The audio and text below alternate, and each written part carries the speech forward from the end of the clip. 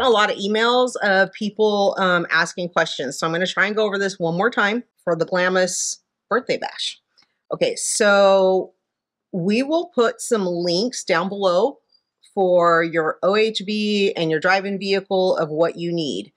I'm also going to post another map, reference map of where approximately we will be.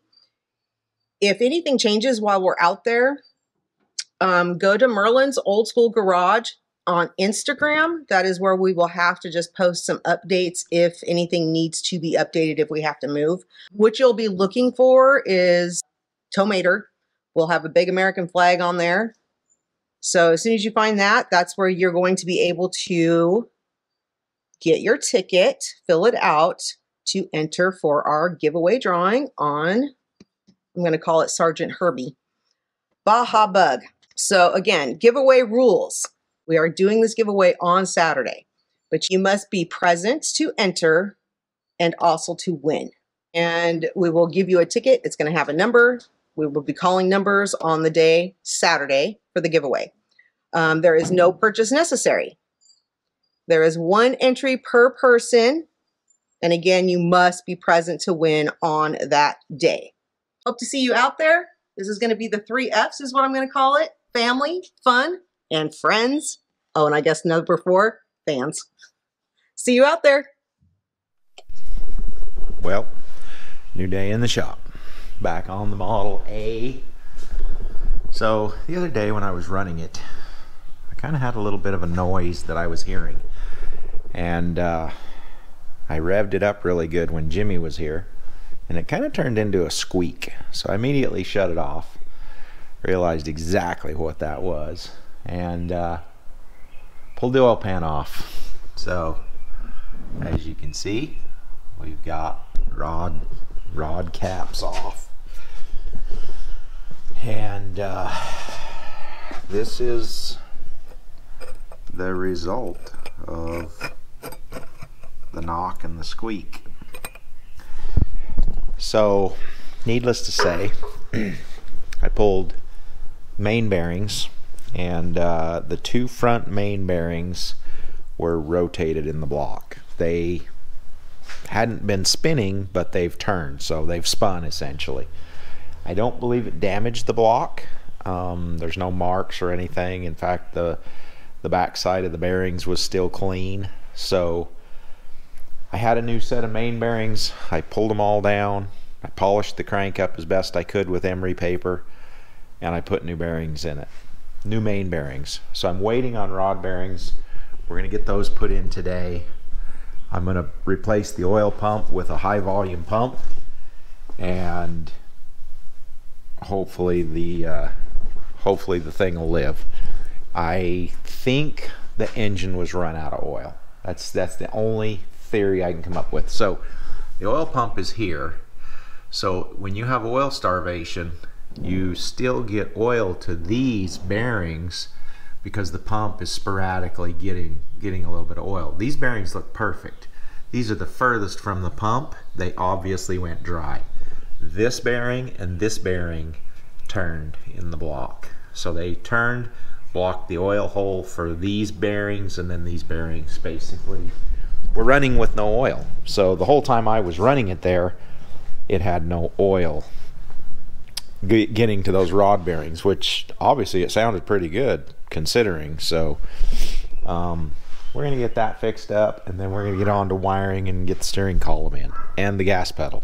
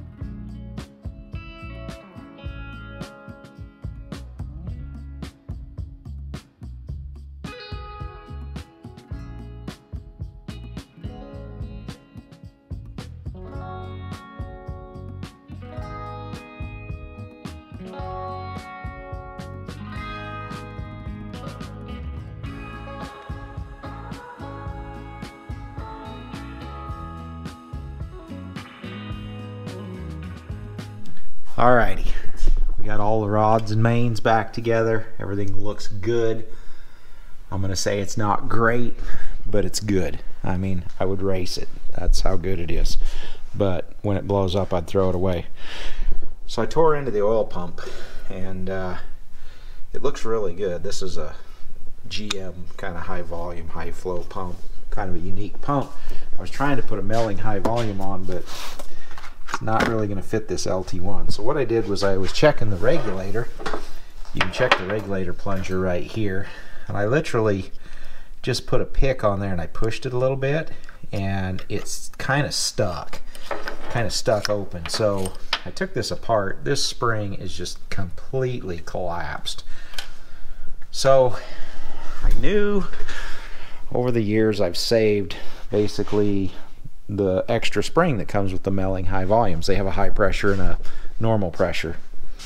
And I got digging through this box of goodies I've had for probably 30 years. And voila, M55099, a spring, a new pin, and instructions.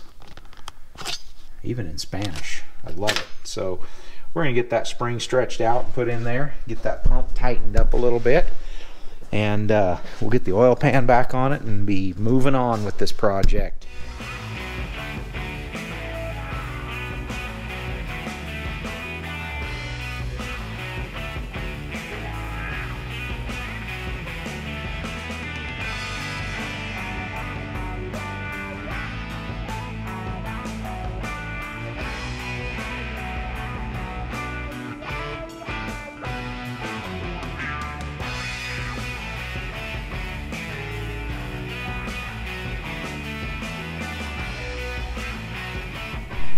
Well, new day. Visor's on. I got a lot of wiring done. Working on the grill shell. Also working on the gas tank, fuel tank. So I just got to clean this up and weld the top back on. This is basically going to be my tank. I don't know how many gallons that is. Probably 15, maybe 12. I don't know. But I'm back on life support, and it's time to start this thing up and see if it makes oil pressure. See if the motor's going to live, see if it knocks, see if it's just going to throw a rod right out the side. But yeah, look at that dash. Got that all wired up. It's got an oil pressure gauge too.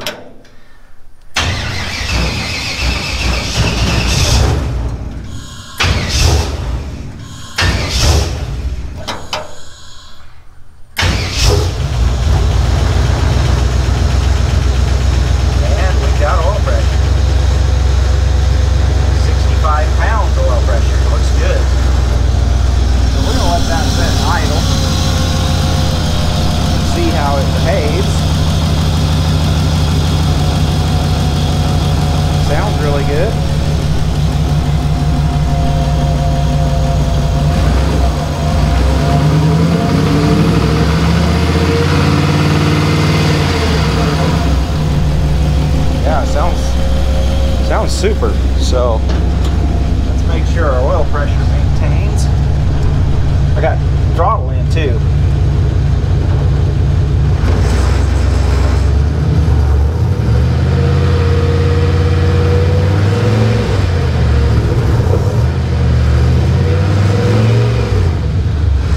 Well, it's burying a 80-pound gauge cold when you rev it up, so that's good. Burn all the oil off everything and let it go through a heat cycle. See what the oil pressure fades down to. But yeah, everything looks good. It's not slobbering oil, it's not hammering and knocking. I think actually my alternator is even working. I need to check the voltage on that real quick. Let's grab a test light voltmeter. These little test lights are great. They got a little voltmeter on them. So plug that in there. Not charging. 12.9. So I'm gonna have to look into that. Something's wrong. Something's not hooked up right. So that light should have came on the dash. I might be hooked up to the wrong terminal on the alternator. So there's two terminals here. Let's see if we can get it just by. Anyway, we'll get into this alternator and figure out why it's not charging and get back on this Model A yet again. And I'm working on the grill. I got this old Model A grill shell. Don't worry, I got an emblem for that. But I don't know, I'm just not feeling it. I don't know if I like it. I know that's the original grill for the car, but up on my shelf, I've had this thing forever, and I have an insert for it. This is a aftermarket, probably Chinesium 3240. See if we can get that to stay on there. Stay, be a good grill. I like that. Anyway, I'd have to shorten that up 3 inches, but I think that grill is a lot better looking.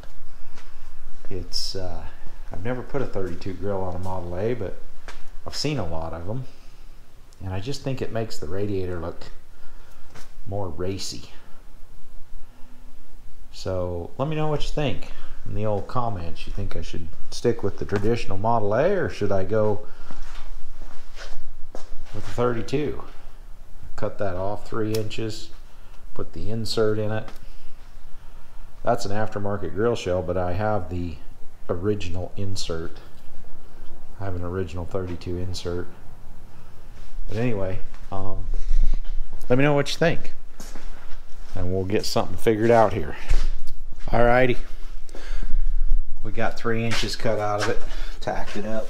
Just use cut off wheel, wham bam, like that. What we're gonna do, I'm gonna take this here coat hanger, I'm gonna weld that back together with a coat hanger. So stay tuned for that.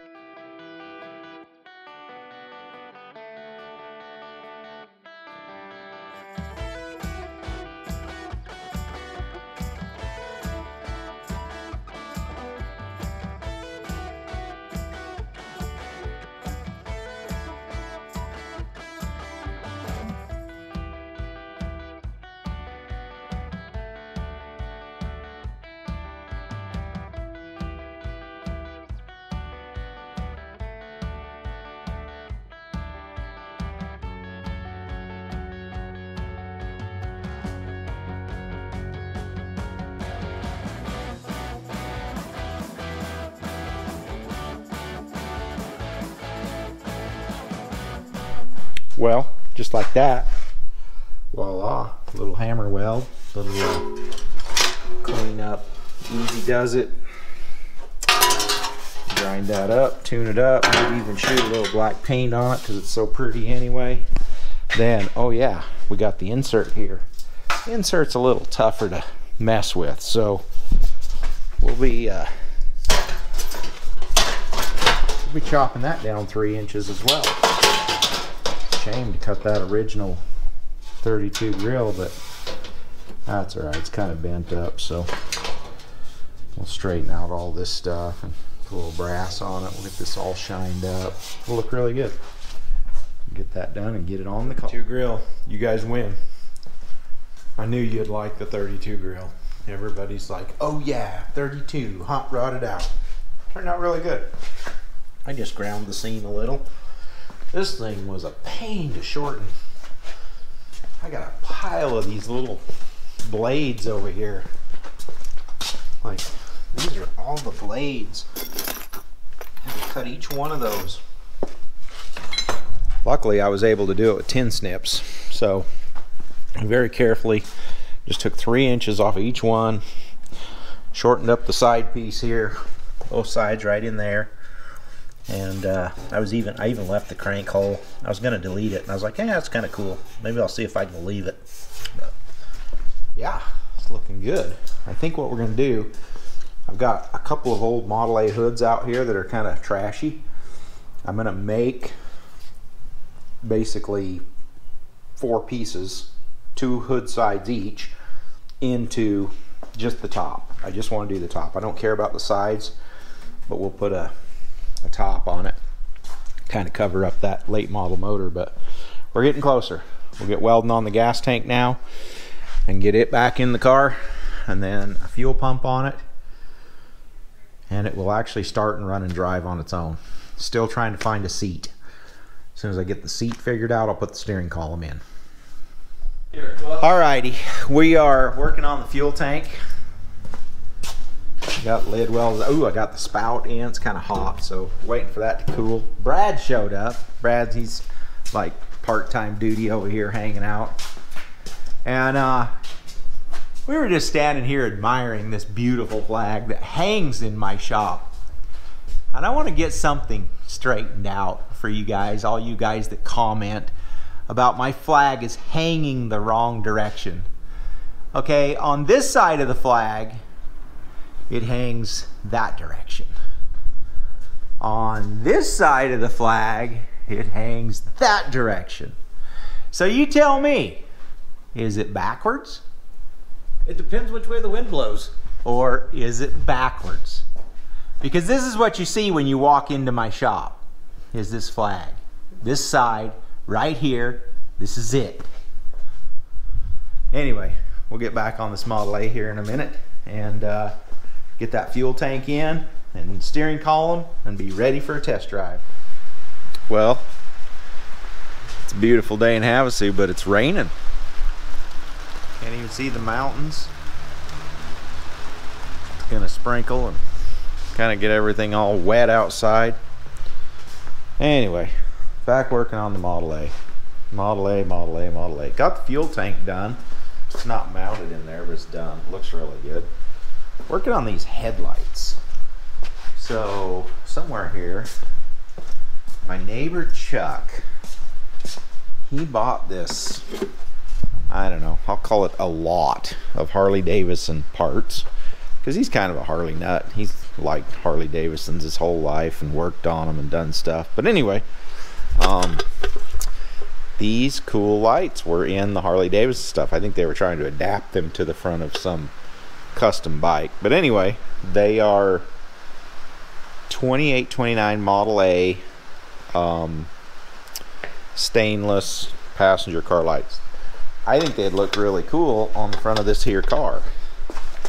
So what I have to do, show you what else I got going on.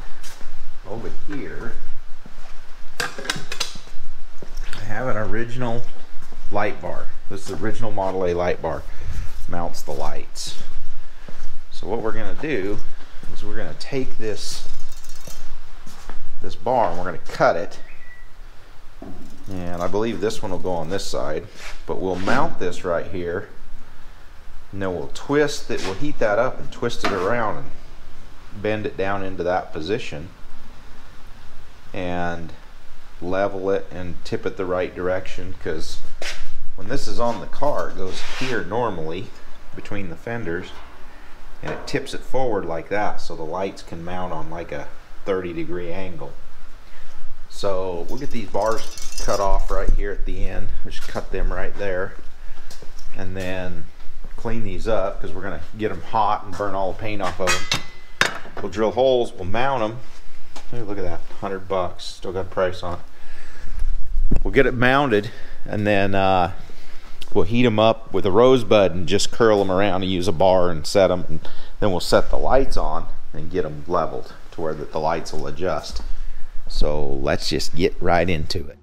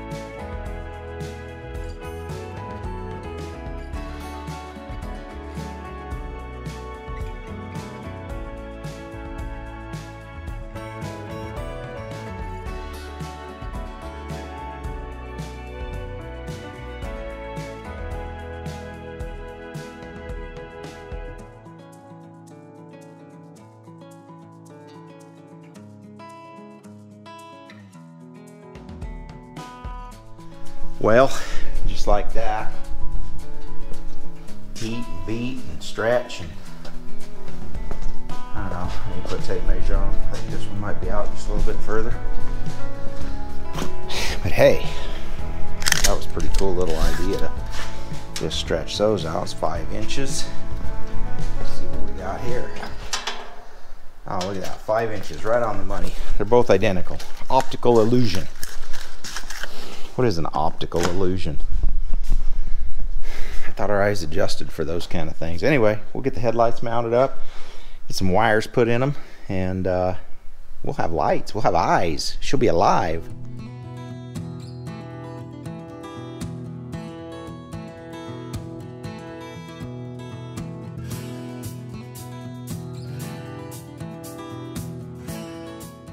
There we go. The little hot rod has eyes. Brad should be here later today with the seat. We'll get the steering column in. We'll be driving it shortly.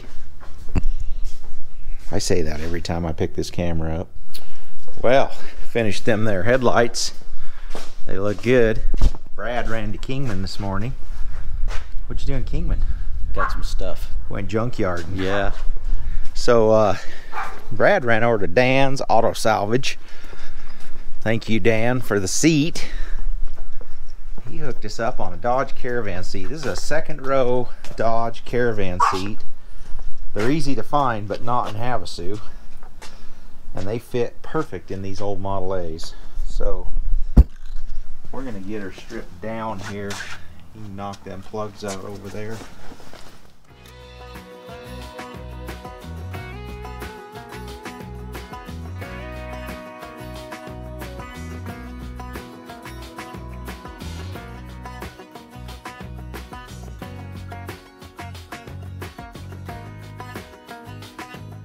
Almost.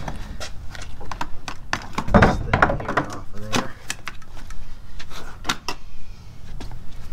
And then we'll take the rest of this and cut it all up.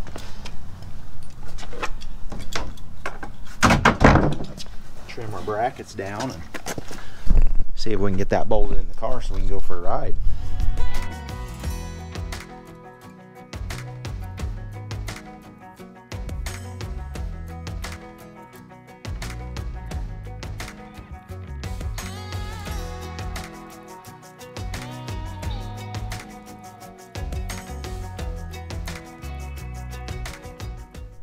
Alrighty, I just about got this thing done. It's looking really good. Desiree and Rand are trying it out. Well, we're back on the rat rod. Having a heck of a time with it though. I had the fuel tank all in. I put fuel in it. Show you what's going on. I pressure tested it.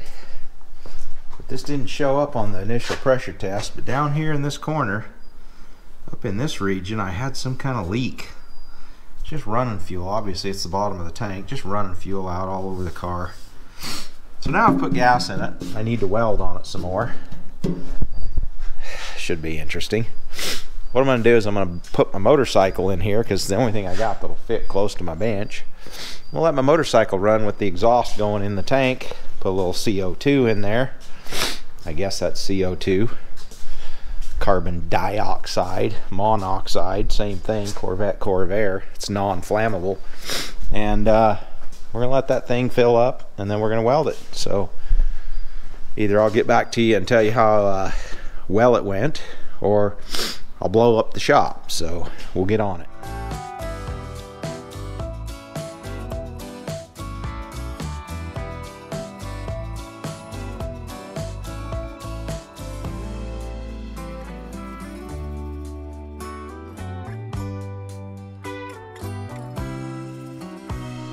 Well, just like that, we didn't blow up.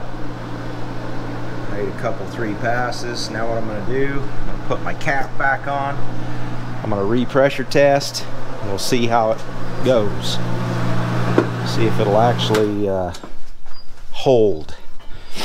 I couldn't believe it when it was leaking, but it was just barely. It was almost like the welder made little pinholes next to the weld, and it just like shot arcs through the aluminum, and I was having a little bit of trouble with the frequency when I welded those tabs on, and I retuned it a little bit, but I didn't notice that one weld, and it was kind of questionable. But anyway, it's all tuned up now, so we'll retest, and if it's good, we'll get the tank back in the car and hopefully take this thing for a drive.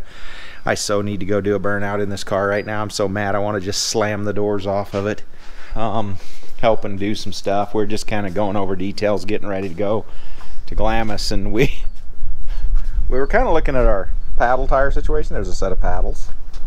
There's a set of paddles. Over here we've got 1, 2, 3 sets of paddles and a set of front runners. But wait, Brad, he decided to get on Marketplace, and he brought what? Another set of paddles. So yeah, I think we got plenty of tires. What do you think, Brad? You think we got enough tires?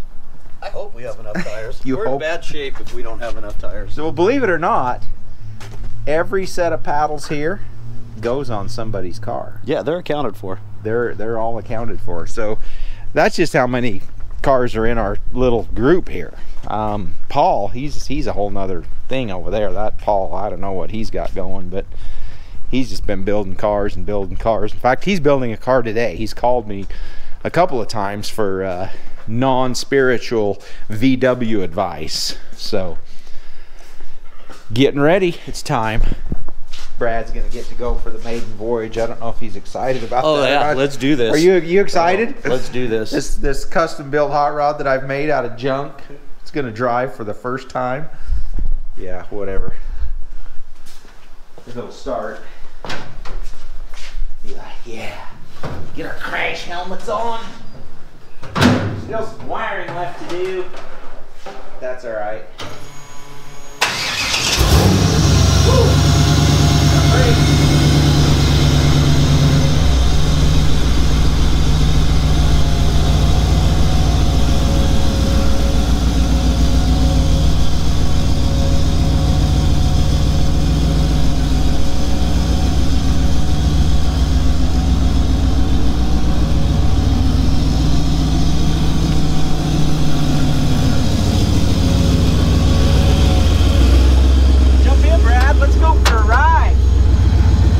Let's hot lap it. This is the fan. This wire here's the fan. Touch that, the fan works. I hear it. We got 80 pounds oil pressure. Brakes work. Brakes felt funny. They still need brakes. They're optional on a Volkswagen. Well, we're gonna, yeah, on a Volkswagen. This is not a Volkswagen. It's a 350 horsepower Gitter Dunmobile. We don't have a license plate on it, but we'll hopefully not get caught.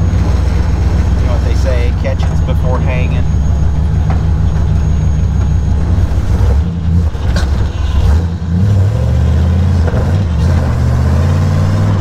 Air in the system or something.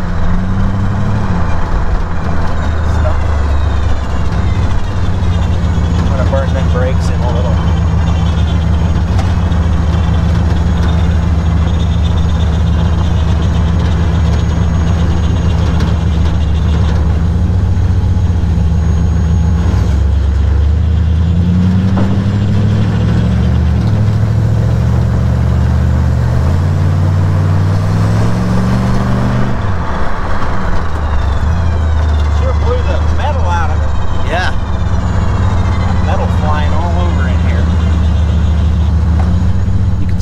Fabrication coming back.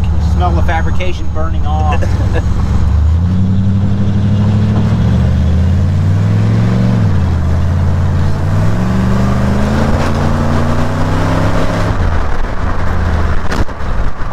front tires. Front tires are just they got flat spots.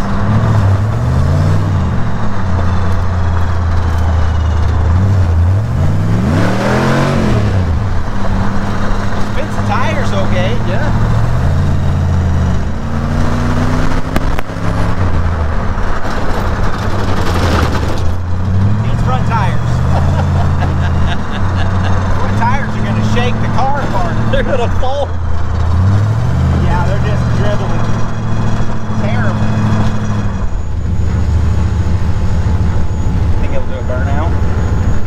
think we got to get out. Oh, so we can find out.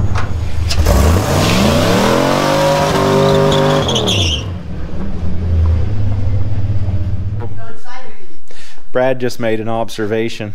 What was that?